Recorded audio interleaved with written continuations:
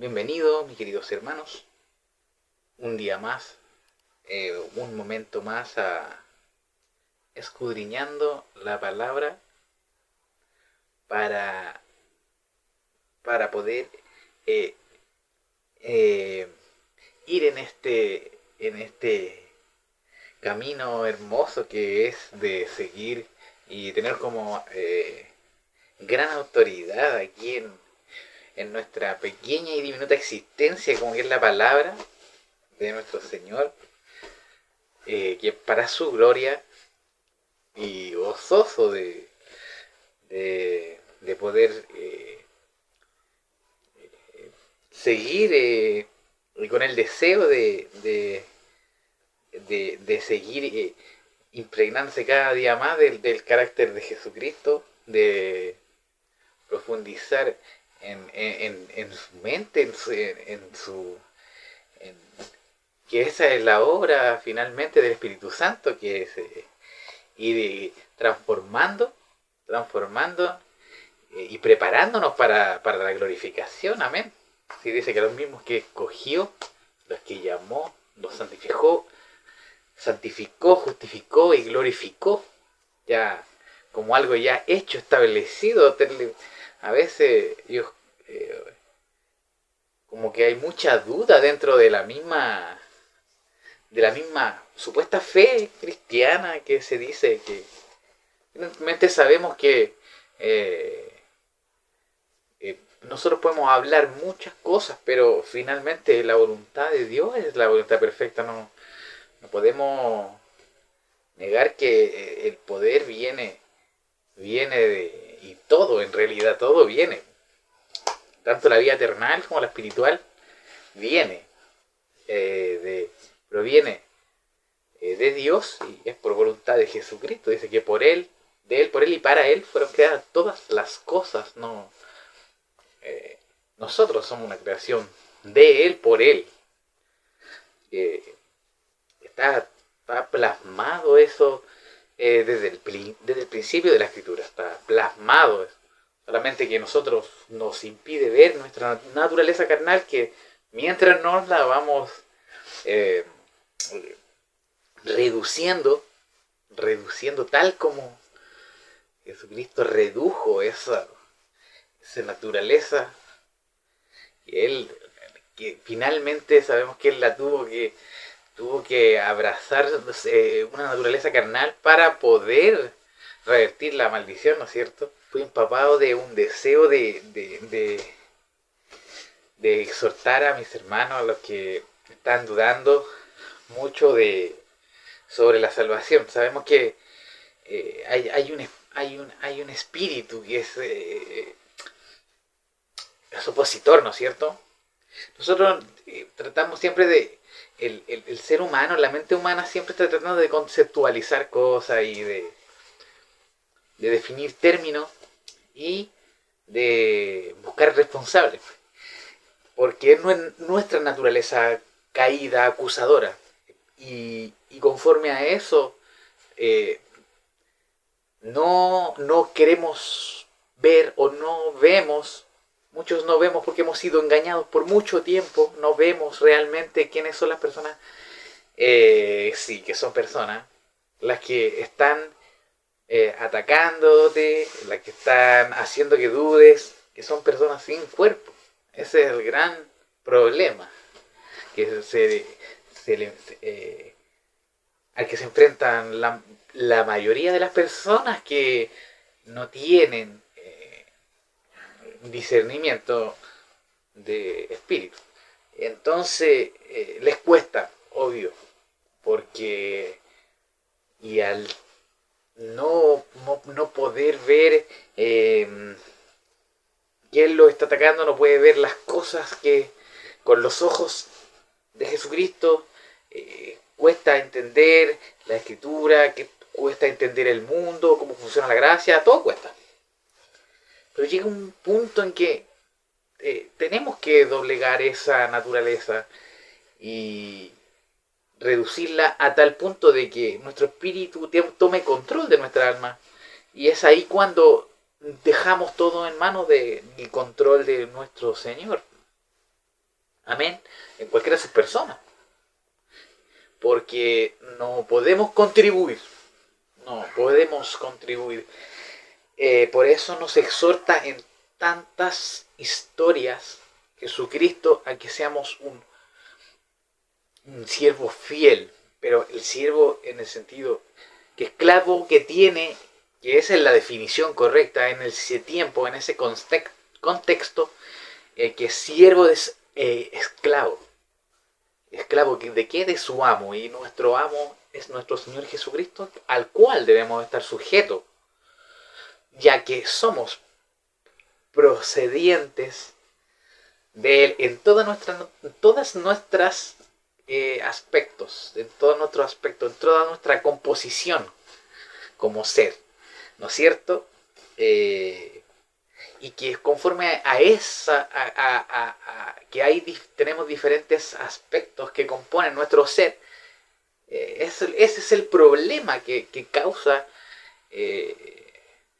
Hablaba sobre este tema anoche con un doctor de la palabra, no recuerdo el nombre, pero que sí también comparte contenido y es muy férreo defensor de doctrinas de doctrinas que le dan cabida a la voluntad humana, que admiten el libre albedrío como una parte de la existencia humana. Que sin embargo el libre albedrío es una cualidad terrenal, es un aspecto terrenal, pero que no trasciende más allá de lo terrenal. Solamente se queda en este plano bajo la soberanía del Señor.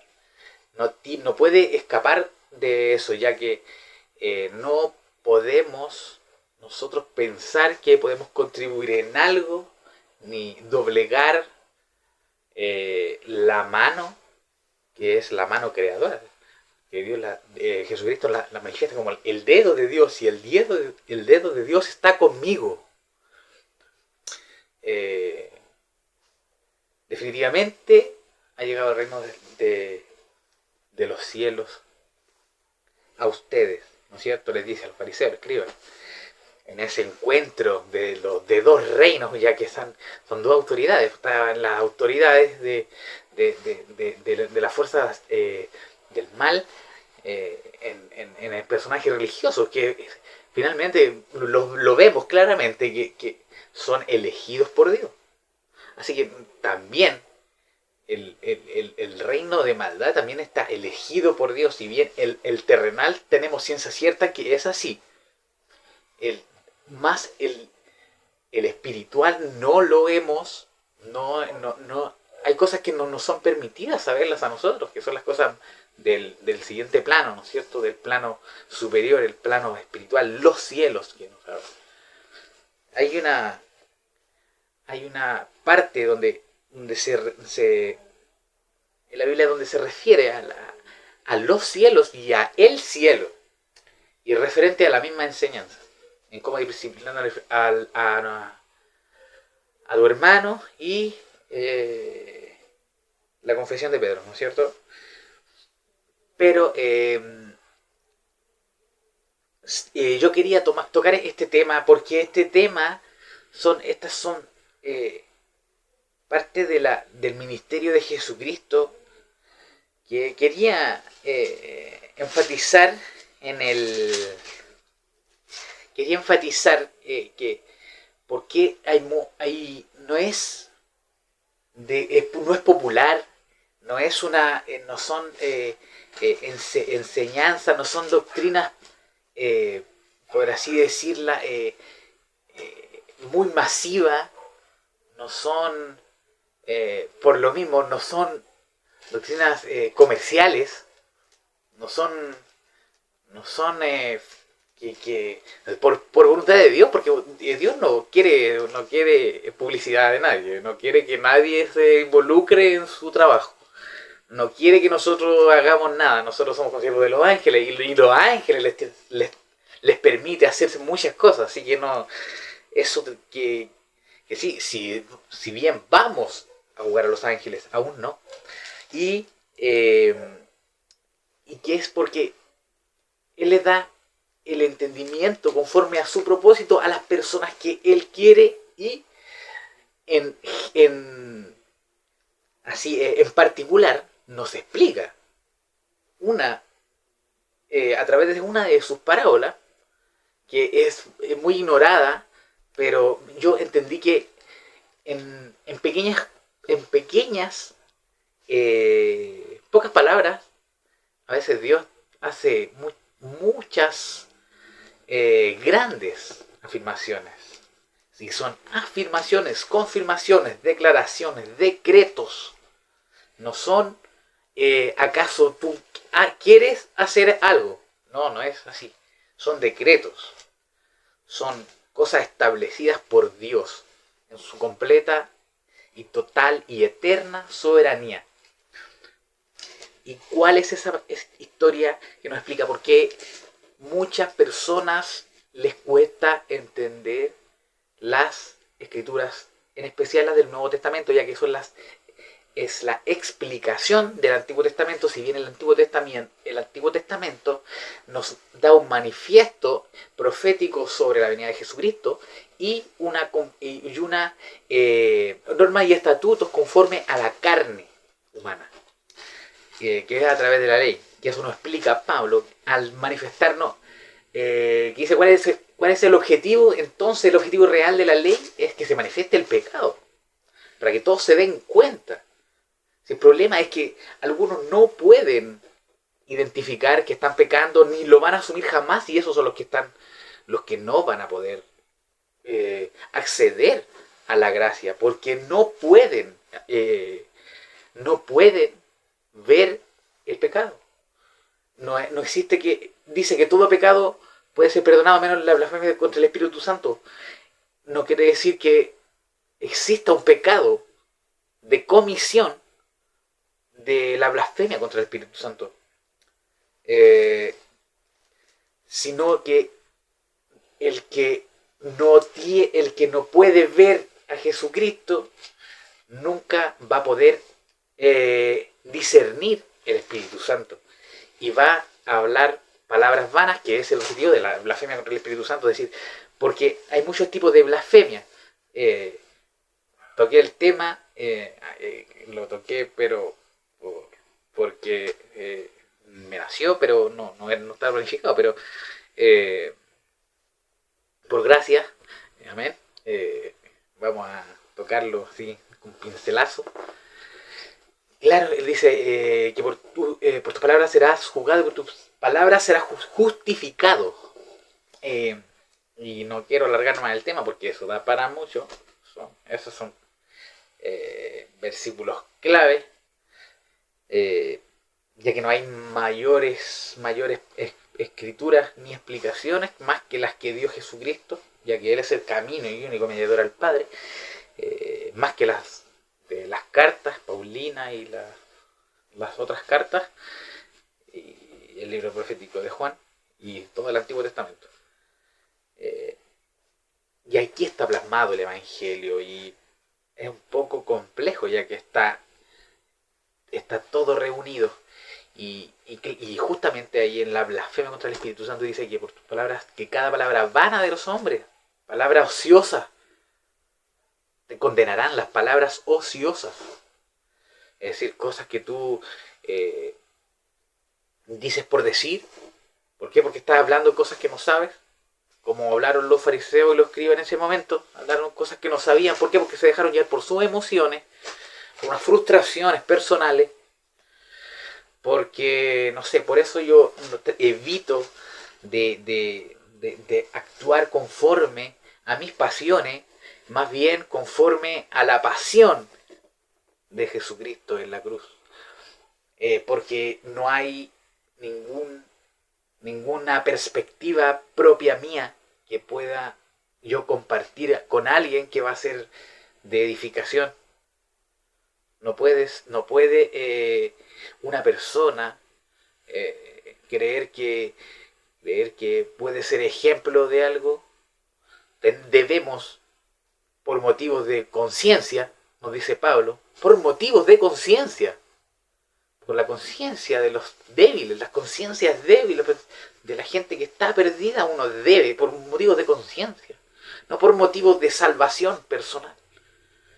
Nosotros debemos cuidar nuestro actuar, nuestro hablar, y eso es por amor al propio, y por amor al prójimo, perdón, y por amor a Dios, es simplemente por reconocimiento de su soberanía total y comprensión también en amor de su palabra y de su obra y su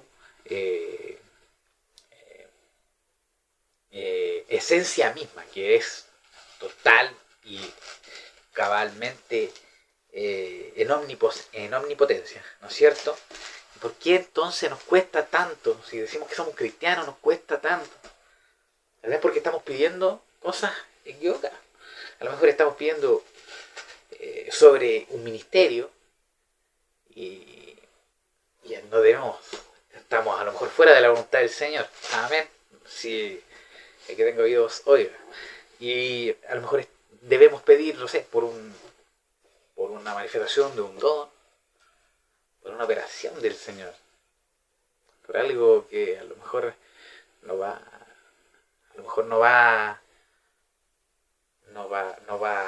a hacer mucho revuelo ni se va a manifestar mucha atención del mundo, pero creo firmemente que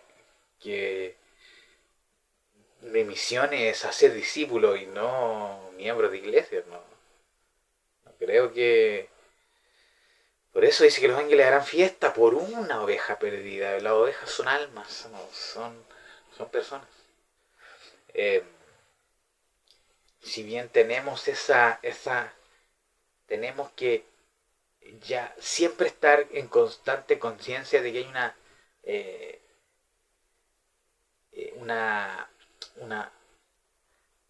doble cualidad del hombre, una doble cualidad, una invisible y una visible. Y conforme a eso, y a través de las escrituras, que está explícito en muchas, y que no todos les da debido a las diferentes medidas de fe. Nosotros tenemos diferentes exhortaciones y diferente edad espiritual, por explicarlo de algún modo. Y eso es lo que manifiesta cuál miembro es cuál ministerio es cuál dones son para cada cual. Y en el momento indicado, los dones también es algo totalmente bajo soberanía total del Señor. No hay quien pueda decir, no, yo soy un profeta. No existe. ¿Por qué? Por una revelación de un don. Los dones son con un objetivo, que es edificación de la iglesia, no tienen ningún otro objetivo. Si no está edificando la iglesia, a lo mejor puede estar edificando la iglesia local, pero la iglesia a la que se refiere la edificación no creo que sea una iglesia local. No está especificado, entonces no podemos hacer esas exégesis. Creo que tomar esas exégesis es por una contaminación humana, por una manipulación para conseguir cierto objetivo, y eso es lo que nos ha llevado y nos enceguece. Amén. A mí, conforme a la voluntad de Dios, Él me libró de esas cosas, me puso desde muy niño bajo la influencia del catolicismo y toda su doctrina, que finalmente fue conforme a su... Llegué al punto de confrontar a arzobispo, y claro, y se manifestó que hubo risas, se burlaron y todo eso. ¿Por qué? Porque no aceptaban una visión diferente. Yo era muy niño, pero entendí que eran conforme al entendimiento que da Dios en cada etapa y proceso de tu vida, sin dejar nada al aire. Por eso todo dice que todas las cosas deben ocurrir tal como son, porque es necesario, es imperativo que las cosas sucedan a la manera que tienen que ser. Pero ¿por qué no entendemos? ¿Y qué hay algo que nos explica Jesucristo en una de sus parábolas? Dice la parábola de la levadura. Y volvió a decir, ¿a qué compararé el reino de Dios? Muchos yo creo que nos leen con una comprensión, pero poniendo atención específicamente concentrados en que la Biblia en general nos habla de Jesucristo. Dice semejante a la levadura que una mujer tomó. No interpretemos tampoco cada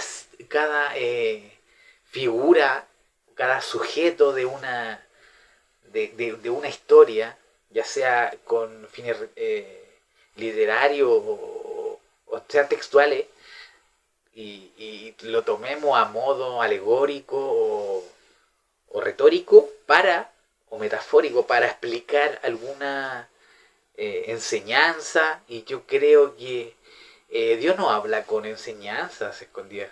Yo creo que habla con decretos, con leyes, porque así es como habla Dios. Dios no coloca condiciones, no hay condiciones, es incondicional. Eso es un Dios incondicional, no tiene sombra de variación. Lo que pasa es que nosotros nos confundimos porque no entendemos cómo ve Él las cosas. Tiene una mente superior a nosotros, tiene una inteligencia, si es de Él proviene nuestra inteligencia, pero no podemos alcanzar a su... y nos cuesta. Y creo que por esa soberbia un poco que a veces pasa por un aspecto de piedad. Ojo, es muy importante. Un aspecto de piedad a veces pasa desapercibida, pero a veces los conceptos que para nosotros son, tal como dice el proverbio, hay caminos que para el hombre parecen justos, pero son caminos de muerte, parecen buenos, pero en realidad son caminos de muerte, son caminos de perdición. Amén. ¿Cierto? Y dice, es semejante a la levadura que una mujer tomó y escondió en 3 medidas de harina hasta que todo hubo fermentado. Esta es muy similar a la semilla de mostaza, ya que es algo que no se ve como es transformado, porque no se ve. Yo, yo en mis tiempos de incredulidad, yo me dediqué a la panadería y la panadería es algo que es muy exacto, es muy preciso y se puede controlar con la inteligencia y con el orden y el conocimiento de lo que se está haciendo. Y creo que las mujeres a quien se refiere es Dios mismo, o Jesucristo mismo, o el Espíritu Santo mismo, amén, que es lo mismo. Y la escondió, a diferencia de la semilla, que también es, por el hecho de ser una de las semillas más pequeñas no se ve, pero que después resulta ser algo que se ve de muy lejos. Es igual, no sabemos cómo funciona, no sabemos cómo el pan, la masa leuda. No nos damos cuenta porque lo hace de una manera casi imperceptible. No se puede percibir a vista. Si nos colocamos incluso a ver cómo crecen, no somos capaces de verlo porque son a otros tiempos. Eso nos explica que también en los tiempos de Dios no son como nosotros creemos, por esa razón. Que si en cosas sencillas como en cómo leuda la masa, no vemos, no podemos apreciar cómo actúa. Imagínense que nosotros no somos capaces, nuestros sentidos son engañados finalmente por algo que es inferior a nosotros. Asimismo, escondió, a propósito la escondió y creció y escondió en 3 medidas de harina hasta que todo hubo fermentado. No hizo nada, lo dejó ahí, pero sabía lo que estaba haciendo. Amén. Así que quería enfatizar eso. Bueno, ahí cada palabra está puesta en su lugar indicado. Y la escondió en 3 medidas y entonces es igual. El reino de Dios es como la levadura. Entonces Está escondido, aparentemente no lo vemos, no sabemos cómo, no sabemos, nuestras percepciones sensoriales, nuestros 5 sentidos, nos engañan, y no podemos fiarnos de eso. Amén. Así que eso quería agregar. Puedes ver la segunda parte de este video con el título Jesús murió por todos, parte 2.